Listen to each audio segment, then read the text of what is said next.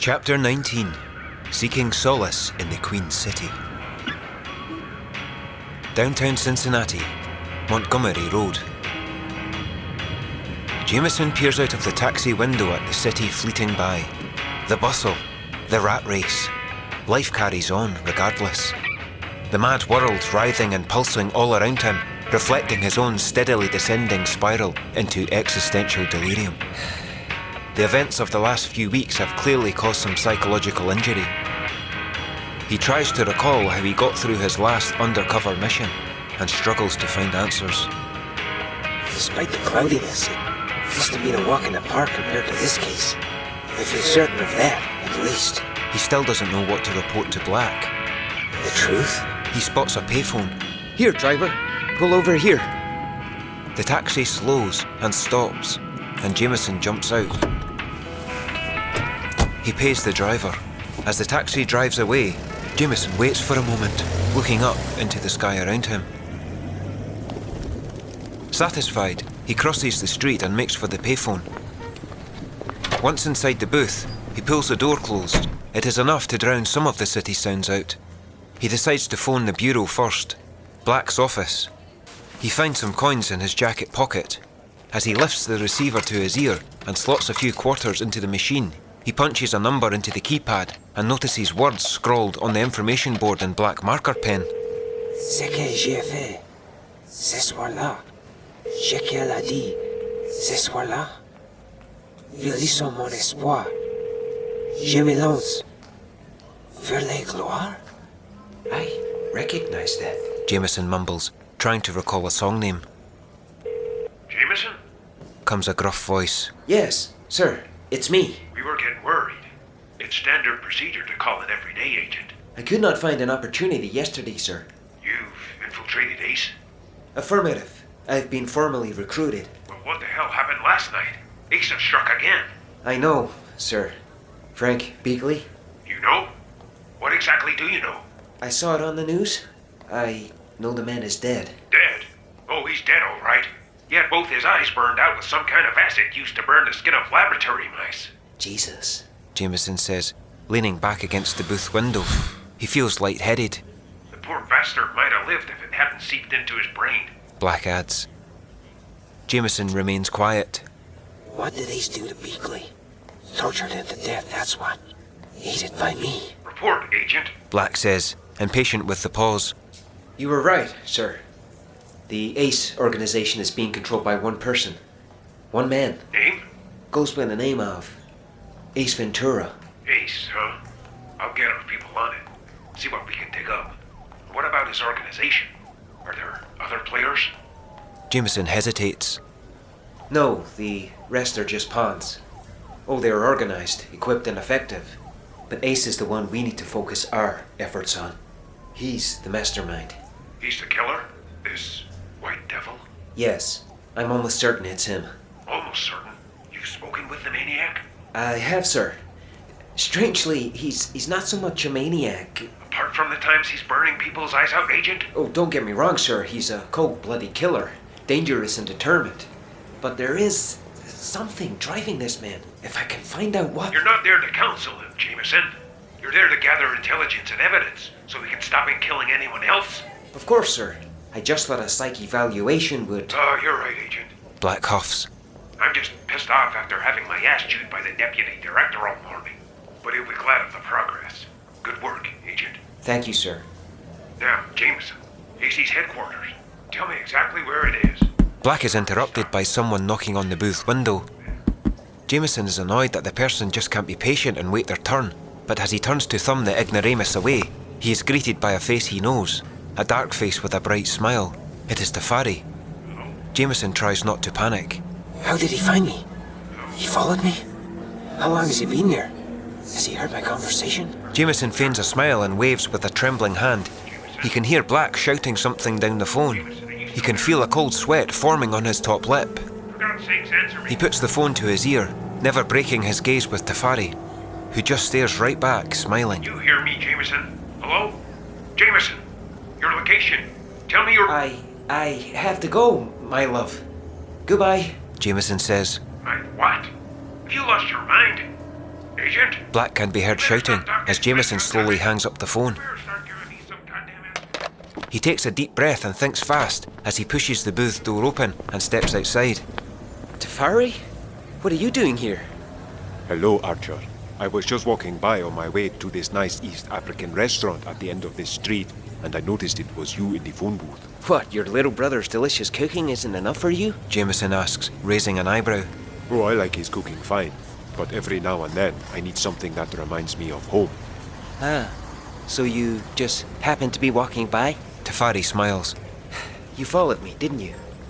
Let's just say Edgar is good, but I am better.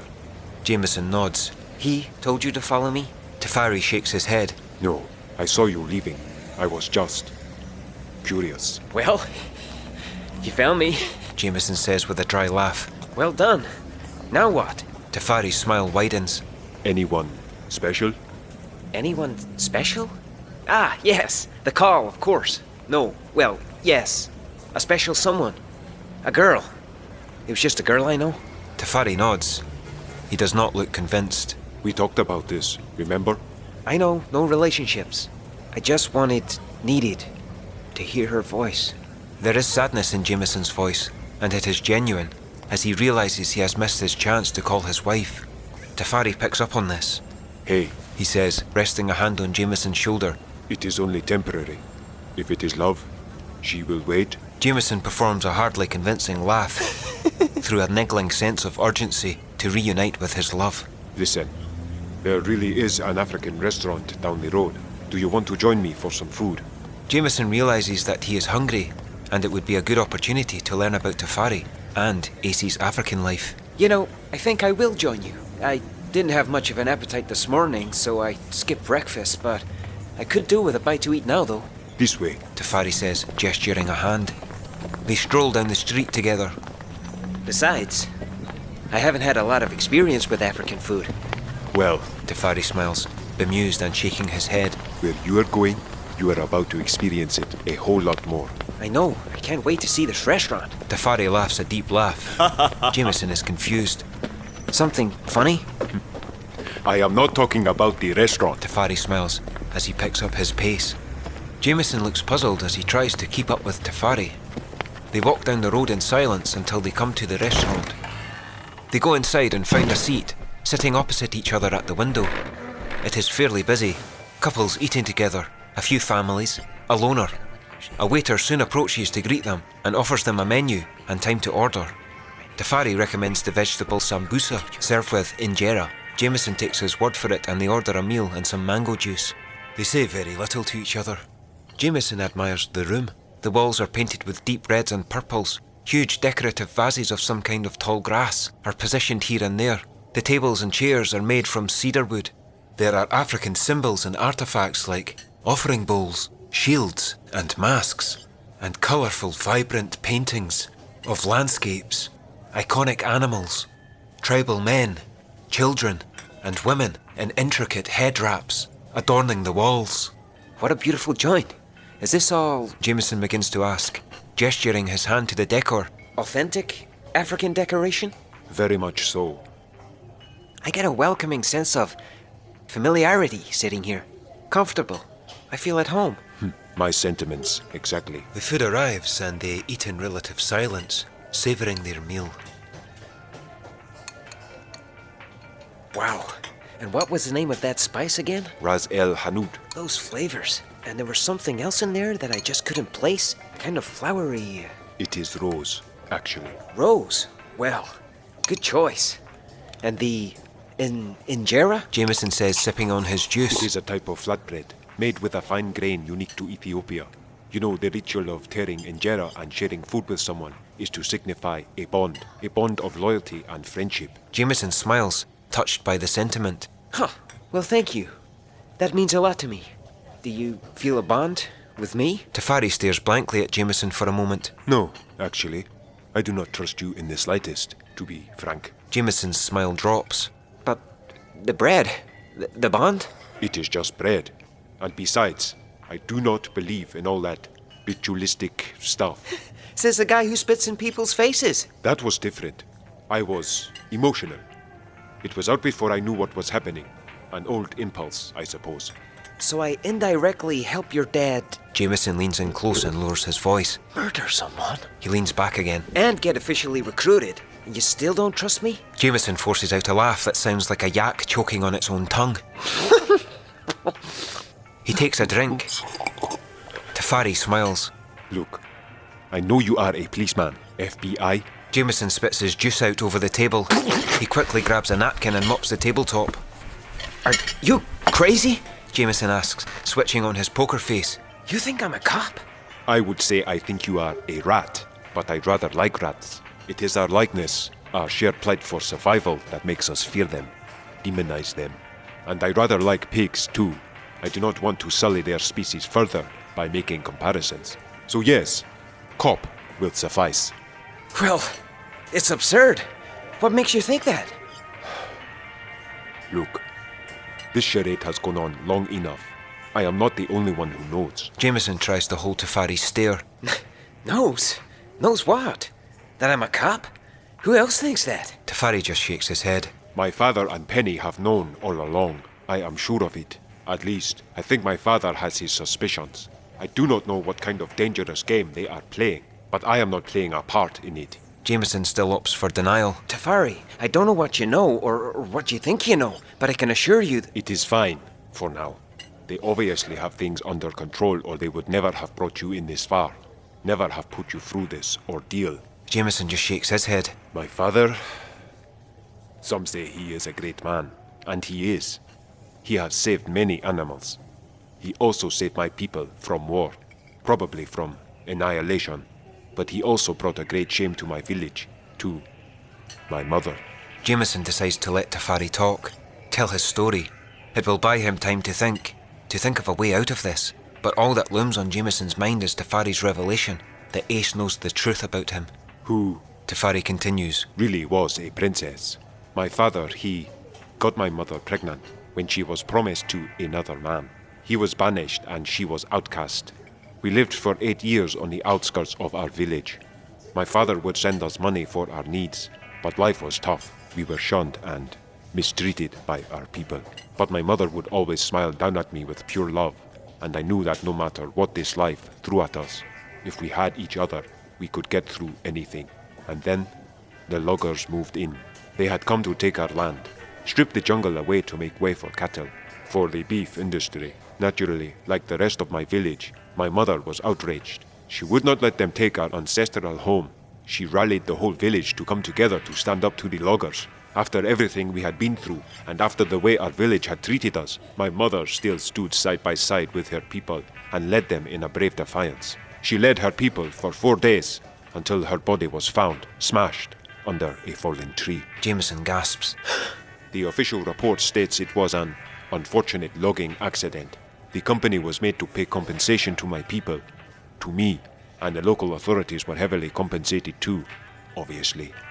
But the shaman from my village would later go on record stating that he had examined my mother's body after her death and found evidence of thumb-shaped bruising on her neck. His testimony did not amount to anything.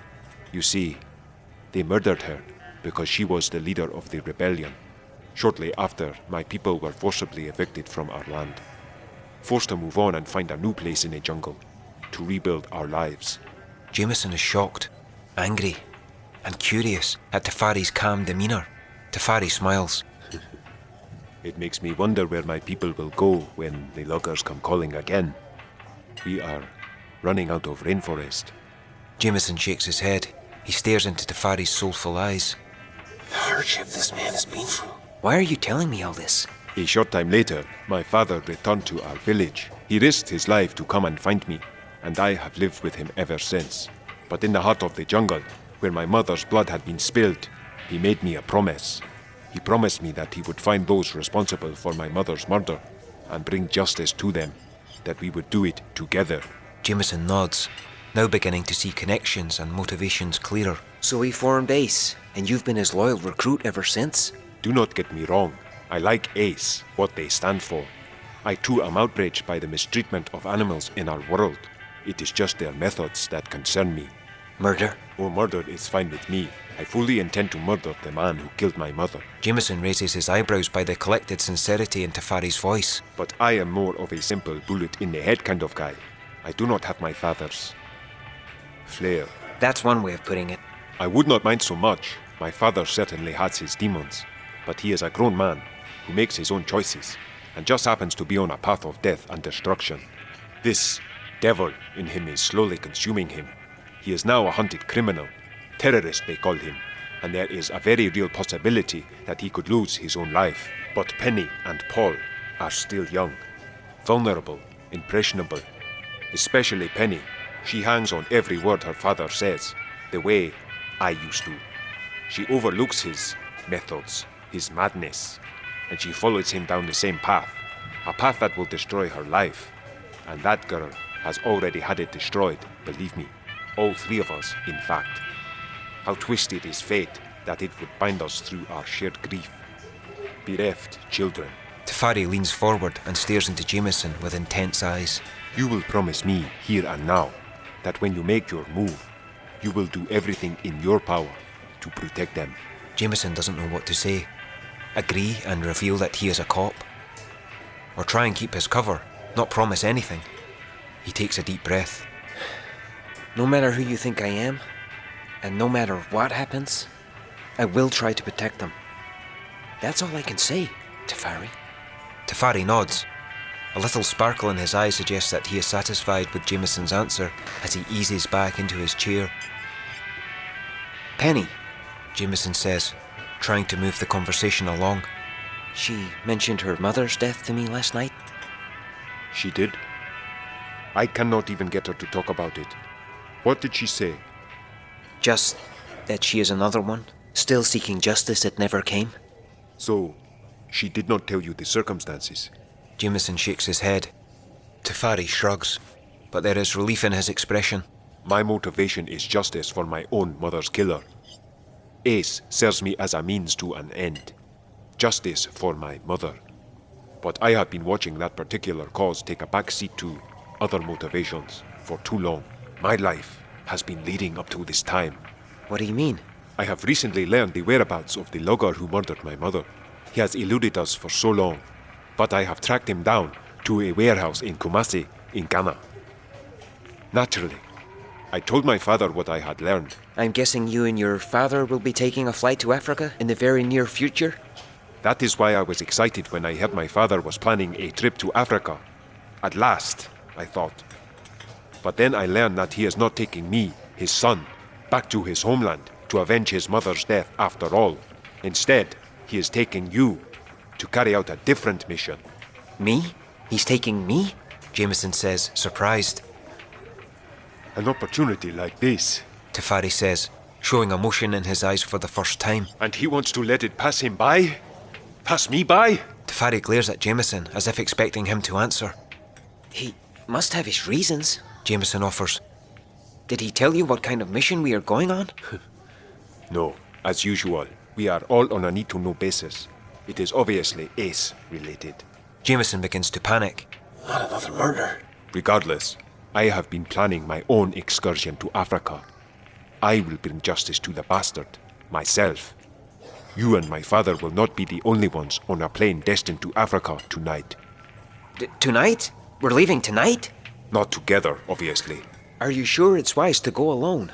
Maybe you should speak to your father before... No, Tefari says, cutting Jameson off. he does not need to know, and you will not tell him either. I gave him a chance to fulfill his promise, and he would rather honor the devil inside him than the mother of his own son. He would rather play games with you, a cop. Jameson smiles awkwardly. Would you stop? I keep telling you I'm not a... Tefari just stares at him, unimpressed and unconvinced. There's nothing I can say, is there? Tefari shakes his head. Listen, Archer, or whatever your name is. My father is not the only one playing a very precarious game here. You are doing your duty and all that, yes? Serve and protect. You had better watch your back. I am convinced my father knows about you, but you have to ask yourself why he has not just tried to kill you. Why they are playing along. My father has a plan for you. I do not know what that is yet, but he is becoming more unpredictable, more ruthless. Tread carefully as you go. Jameson acknowledges the warning and nods. Thanks. Do not think I am warning you because we are friends. If I get to Africa and find that you have tipped off the lugger through your superiors, I will come back looking for you. Your brand of justice will not defy me of my own justice. Do you understand me? Jameson nods. I think it is time we head back to HQ, don't you, Archer? Tafari smiles. Unless you have any more phone calls to make. Jameson smiles. Let's go, he says. They pay their bill and exit the restaurant, stepping out onto the city street. Jameson gets an uncontrollable urge to just turn and run, and keep running. Back to his lover's embrace, to disappear from the hell he's being pulled deeper into. But Tafari has already flagged a taxi down, a taxi that will take them back to hell. Back to the devil. The name of the song flashes into Jameson's mind, loud and clear. Psycho Killer. Qu'est-ce que c'est? He mumbles. Sorry? Tafari says, opening the cab door. Nothing. Jameson climbs into the taxi and Tafari joins him. The taxi pulls away and takes off down the street as more lyrics from the song cycle on repeat in Jameson's mind. Fire, better. Run, run, run, run, run, run, run away.